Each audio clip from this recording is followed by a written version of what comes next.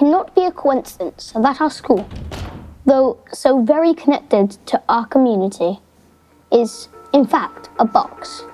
Brazenly, beautifully red. Perhaps the architect selected quite deliberately a paradox, a shape that could contain, but would release. That could confine, but would emancipate.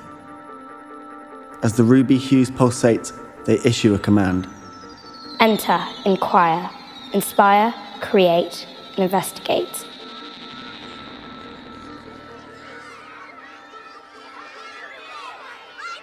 The Red House, as it's affectionately known, has become almost the heart of its local community. Now, it's located in Mill Bay, which is down in the docks in Plymouth.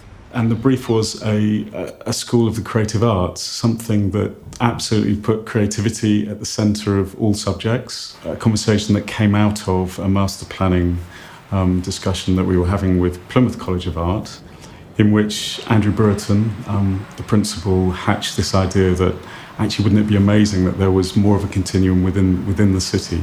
This idea that an art college would create a school in which the approach to learning in all subjects was through making, arose as a response to things that were happening nationally in terms of education policy and also in response to local need. We didn't really understand quite how wonderfully experimental it was really going to become. Could it be like a gallery, which would make it really exciting? Is it a theatre, in that there's performance going on? Or is it actually just a series of wonderful studio workshop spaces? And so a hybrid of all of those kind of space types came together to create the basis for this school.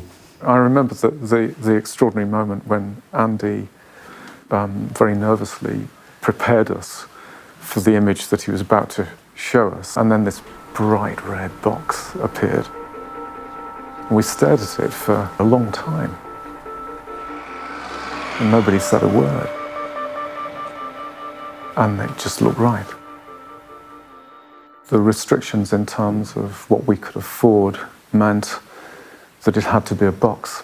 What Andy and the team created was this highly perforated box, at the centre of which is this huge well of light. So the building is based on the idea of a superblock, but it's not just a basic superblock, it's a sculpted superblock. Up at high level, we've taken away the odd corner, and then we've coloured that differently. So instead of the chili red, we've used a black anthracite just to express where the building's cut. It's not quite a Barbara Hepworth, but it's along those lines where the extracted forms are then coloured differently. So it takes on a really sculptural quality.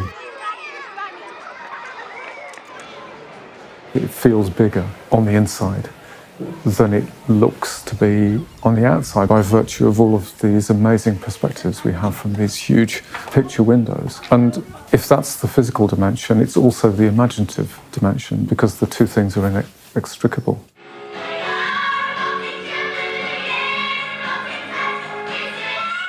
The space facilitates that openness, that sense of community. So many people come round and connect to the fact that it doesn't quite feel like a school.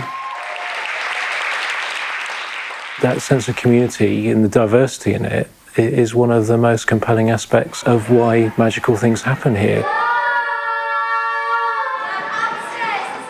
So if you're a young person who, is connecting to sport, and then you've got Plymouth Raiders working and training in the building and reading to our children or having lunch with our children, there's a different quality to that, there's a different authenticity to that.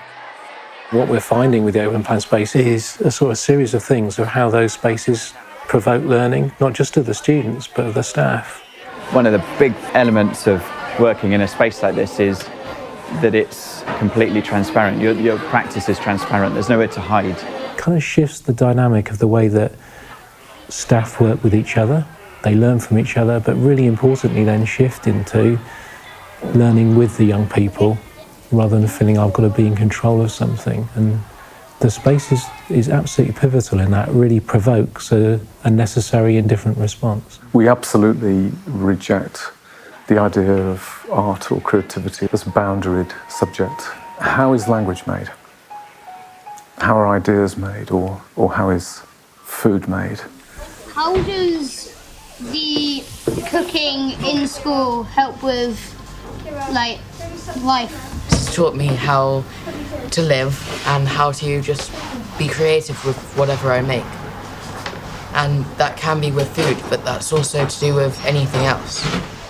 This, in fact, is part of their English work, because after half-term, they're going to be looking at Macbeth, the moorland landscape against which it happens, the dark, gloomy castles of the time, and the weather. The point about drawing is it's about learning. It's not about making art. It's very much about learning. So drawing is a process of learning in the same way as writing can be, as a way of recording, inquiring, illustrating. This is essentially looking at literature through drawing. Each child in our school has an individual learning profile, and you get to learn everything about them. With this cohort, they all love animals and they've all got quite a few pets, so we decided that it would be a good topic to look at and try and link all our learning around their interests. So what are we doing this afternoon?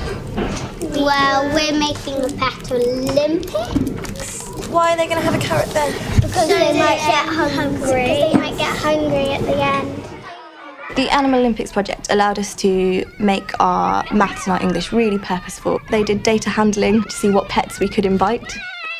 They really enjoyed looking at food chains because they were talking about having a pet snake in at the same time as having somebody's rabbit and then somebody's pit bull dog. So they went away, looked at food chains and came back and said, we can't have those on the same day. So then they decided they would have to have separate events. The purpose of the school in terms of equipping for life is to shift that idea in students' minds of them being consumers to makers.